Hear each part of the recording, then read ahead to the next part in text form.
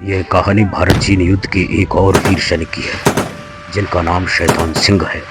यह नाम पढ़कर शरारती और चंचल बच्चे की तस्वीर सामने आ जाती है, परंतु शैतान सिंह अपने नाम के विपरीत शांत और अनुशासन में विश्वास रखने वाले व्यक्ति थे। यहाँ हम कह सकते हैं कि युद्ध में अपने नाम के अनुरूप उन्होंने चीनी फौज को विचलित कर दिया था। युद्ध के मैदान में एक योद्धा का यही अमिट परिचय होता है। यही परिचय देशवासियों के दिल और देश के इतिहास पर अपनी छाप छोड़ जाता है। शैतान सिंह का जन्म 1 दिसंबर सन 1924 को राजस्थान के जोधपुर जिले के गांव बानासर में हुआ था।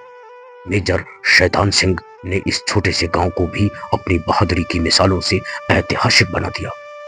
शैतान सिंह के पिता का नाम लेफ्टिनेंट कर्नल हेम सिंह था। लेफ्टिनेंट कर्नल हेम सिंह ने पहले विश्व युद्ध के दौरान फ्रांस में युद्ध लड़ा था। उन्हें OBE प्रदान किया गया था। पिता की उपलब्धियों ने शैतान सिंह को भारतीय सेना में भर्ती होने के लिए प्रेरित किया था। शैतान सिंह की पढ़ाई लिखाई राजपूत हाई स्कूल चौपासनी जोधपुर से शुरू हुई। उन्हें खेलों में बहुत दिलचस्पी थी। वे गंभीर और खुश मिजाज विद्यार्थी थे। स्कूल में उनका व्यवहार सरल और लुभावना था। शैतान सिंह ने डुरंड कप ऑफ फुटबॉल में सेना की ओर से भाग लिया था। पढ़ाई पूरी करने के बाद शैतान सिंह ने जोधपुर लांसर्स में प्रवेश किया। यह एक हॉर्स स्क्वाड्रन थी। कुछ समय पश्चात जोधपुर राज्य के सेना बल को भारतीय सेना में शामिल कर लिया गया था और शैतान सिंह ने कुमाऊं रेजिमेंट में प्रवेश किया। नम्र और शांत स्वभाव वाले शैतान सिंह बहादुर सैनिक थे जिन्होंने चीन से युद्ध में असाधारण वीरता दिखाई। रेजांगला लद्दाख स्थित भारतीय पोस्ट पर चीन के हमले के दौरान शैतान सिंह को पेट और हाथ पर गंभीर चोटें आईं और वे युद्ध में लड़ने में असमर्थ हो गए। एक प्रश्न जो बार बार उठता है, क्या युद्ध देश और लोगों को शांति प्रदान करते हैं? जबकि उसका उत्तर हाँ होना चाहिए, पर शायद ऐसा नहीं होता है।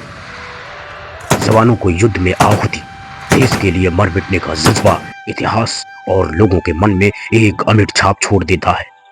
ऐसे में योद्धाओं का योगदान व्यर्थ नहीं जाना चाहिए। युद्ध का अंत शांति की शुरुआत से होना चाहिए। सन 1962 का युद्ध सैनिकों की बहादुरी, साहस और दूरदर्शिता का प्रमाण है। यह लड़ाई रेजांगला लद्दाख में लड़ी गई थी। इसमें 13 कुमाऊं की चार्ली कंपनी के सैनिकों ने भाग लिया था। मेजर शैतान सिंह इस कंपनी के कमांडर थे। इस युद्ध की दुर्भाग्यपूर्ण बात यह रही कि जवानों को यह लड़ाई अपने बलबूते पर ही लड़नी पड़ी थी। उनके अफसर उनके साथ नहीं थे और ना ही उनके साथियों को इस लड़ाई की कोई सूचना थी। सैनिकों के पास गिनती के साधन होते हुए भी यह लड़ाई पूरे जोश और साहस से लड़ी गई थी। सैनिकों की चीखें, सहायता के लिए पुकारें और उनके साहस और देश के लिए मर मिटने की प्रतिज्ञाएं पहाड़ों और वादियों में अवश्य गूंजती रही होंगी, पर अलग थलग पड़ गए इन सैनिकों की यह पुकार उनके साथियों तक ना पहुंच सकी। रेजांगला में 18 नवंबर सन 1962 का दिन कुछ ज्यादा ही ठंडा था।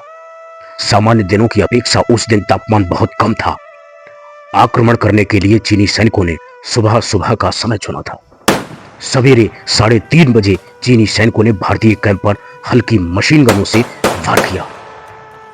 शांत वातावरण में चारों तरफ बंदूकों की आवाजें गूंजने लगी थी।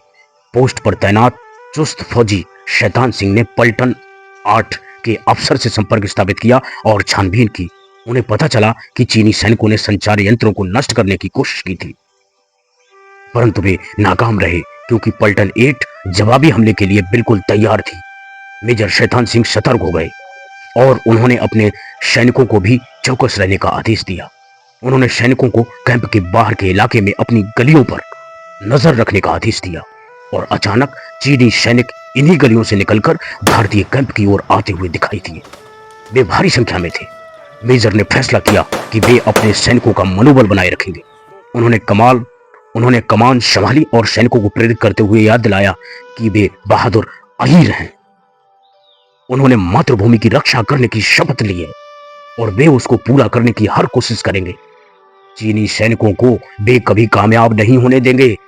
वास्तव में वे योद्धा थे और वे अंत तक लड़ते रहे। चीनी सैनिक उनका सामना ना कर पाए और भाग खड़े हुए। तब चीनी सेना ने रणनीति में बदलाव किया।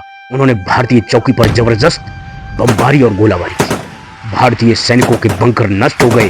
उनके पुराने हथियार चीनी सैनिकों के नए बने हथियारों के मुकाबले बेकार साबित हो रहे थे। चीनी हमले के 15 मिनट के अंदर सब तहस नहस हो गया था। भारी संख्या में हमारे सैनिक मारे गए थे और चारों ओर विध्वंसकारी दृश्य था। जैसे कि यह काफी नहीं था, चीनी सैनिक याक और घोड़ों पर और अधिक हथियार लाद कर ले आए। मेजर शैतान सिंह ने इस दुर्गम परिस्थिति का डटकर सामना किया। उन्होंने घायल सैनिकों के उपचार का प्रबंध किया, अपने सैनिकों को इकट्ठा किया, उन्हें साहस बनाया और लड़ मर जाने के लिए प्रेरित किया। तापमान गिर जाने से बहुत ठंड थी। सैनिकों की अंगुलियां जैसे ठंड से जम गई थी। वे अपनी बंदूकों को चला नहीं पा रहे थे। इसी दौरान मशीन गन के फट जाने से मेजर बहुत बुरी तरह से घायल हो गए। उनके पेट पर गहरे घाव हो गए थे। मेजर अपनी पलटन में बहुत लोकप्रिय थे। जवान और उनके साथी उन्हें बहुत पसंद करते थे। CHM हरफूल सिंह भी उनमें से एक थे। उन्होंने एक हल्की मशीन गन खींची और चीनी सैनिक पर जानलेवा वार किया, जिसने मेजर शैतान सिंह को घायल किया था। हरफूल सिंह भी घायल हो जमीन पर गिर गए थे, परंतु उन्होंने अपने साथियों से कहा किसी भी हाल में मेजर शैतान सिंह चीनी सैनिकों की गिरफ्त में नहीं आने चाहिए, और ऐसा हुआ भी। मेजर बुरी तरह से घायल थे और बेहोशी की हालत में थे। उनके चोटिल पेट से लगातार खून बह रहा था। बहुत मात्रा में उनका खून बह चुका था। सैनिक बारी बारी से उन्हें अपनी पीठ पर लादे हुए ऊबड़ खाबड़ रास्तों पर चल रहे थे। कुछ ही देर में चीनी सैनिकों ने चारों तरफ से उन पर हमला कर दिया। मेजर शैतान सिंह जान गए थे कि उनका सफर यहीं तक है, क्योंकि इस तरह आगे बढ़ने से और ज्यादा सैनिकों की जानें खो देने का डर था। उन्होंने सैनिकों से कहा वे उन्हें वहीं छोड़ दें और आगे बढ़ जाएं। उन्होंने कहा कि यह उनका आदेश है, क्योंकि उन्हें पता था कि आदेश ना देने पर सैनिक उन्हें अकेला घायल अवस्था में कभी नहीं छोड़ेंगे। मेजर ने जीवन के अंतिम क्षणों में सैनिकों की जान बचाई। वे चाहते थे कि युद्ध का सटीक विवरण सैनिक अपने साथियों और अफसरों को सुनाएं। सैनिकों की जान देश की रक्षा करने में काम आए। बहादुर अफसर और प्यारे दोस्त के आदेश को मानते हुए भारी मन से सारे सैनिक आगे चल पड़े। युद्ध वीर गाथाओं की जन्मभूमि है, ऐसा हम कह सकते हैं। लड़ाइयां लड़ते हुए सैनिक जात पात, धर्म और अन्य विविधताओं से ऊपर उठकर एक समुदाय का गठन कर लेते हैं, जो एक परिवार की तरह होता है। युद्ध पदकों और प्रशंसाओं तक ही सीमित नहीं होते हैं, और केवल सैनिक अफसर या फिर पदक प्राप्त करने वाले योद्धा ही युद्ध के नायक नहीं होते हैं। बहुत सारी घटनाएं, आवाजें और गराहें अनकही और अनसुनी रह जाती हैं। इस युद्ध में C कंपनी के सैनिक निहाल गोलियां लग जाने के कारण बुरी तरह से घायल हो गए थे। उनकी दोनों बाहें उनके शरीर से जुड़ी पर बेजान झूल रही थी। वे नीचे उतरने की कोशिश में जुटे हुए थे। उनके साथ उनकी मदद के लिए कोई नहीं था। हाँ, दूर बैठे कुत्ते ने उन्हें देखा और पहचान लिया। यह वही स्वामी भक्त कुत्ता था जिसे निहाल और कैंप में रह रहे जवान खाना खिलाते थे, उसके साथ खेलते थे। निहाल चुपचाप कुत्ते के पीछे पीछे चलते रहे। वे चुशूल स्थित भारतीय पोस्ट के करीब पहुंच गए थे। वहां भारतीय सैनिकों ने उन्हें देखा और उनके उपचार का प्रबंध किया। दोनों पक्षों ने युद्ध समाप्त करने का निर्णय लिया और एक भीषण और डरा देने वाले युद्ध का अंत हो गया। रेजांगला को किसी के भी अधीनस्थ जमीन नहीं होने की घोषणा कर दी गई।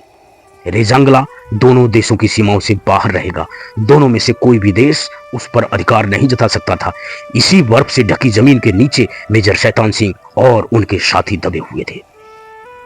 सन 1963 के फरवरी महीने में जब युद्ध समाप्त हो चुका था, एक लद्दाखी चरवाहा भेड़ों के झुंड के साथ चुशूल में रेजांगला से गुजर रहा था। वह यह भयानक दृश्य देखकर सन्न रह गया था। चारों तरफ जवानों के मृत शरीर बिखरे हुए थे। उनके हाथों में हथियार थे। उनके चेहरे विकृत थे और आंखें शून्य में ताक रही थी। यह था युद्ध का अंत। चरवाहे को ऐसा प्रतीत हुआ कि युद्ध के कुछ क्षण जैसे कि हमेशा के लिए काल और अनंत का हिस्सा बन गए थे। वह दृश्य दिल दहला देने वाला था। चरवाहा समय गवाए बिना नजदीक की भारतीय पोस्ट पर पहुंचा और अफसरों को इस घटना के बारे में सूचित किया। भारतीय सेना ने तुरंत कार्रवाई की। वे प्रेस सूचना ब्यूरो के अफसरों के साथ घटना स्थल पर पहुंचे। मृत सैनिकों की शिनाख्त की गई। 113 भारतीय सैनिक लड़ते हुए मारे गए थे और ये भारतीय सैनिक अहीर थे। युद्ध के शहीदों की स्मृति में रेजांगला का एक स्मारक बनाया गया। आज भी जंगली घोड़े केयांग और नीली भेड़ों के झुंड वहां घूमते हैं। और कई बार ऐसा प्रतीत होता है जैसे वे सैनिकों की याद में बने स्मारक की रखवाली करते हों। लॉर्ड थॉमस मैकाले की कही हुई कुछ पंक्तियां उस स्मारक पर अंकित हैं जो उन योद्धाओं के लिए श्रद्धांजलि के रूप में है। वे योद्धा जो देश की रक्षा के लिए मर मिटे ताकि देशवासी चैन की नींद सो सके। How can a man die better than facing fearful odds for the ashes of his feathers and the temples of his gods? Lord Thomas Macaulay. जय हिंद साथियों।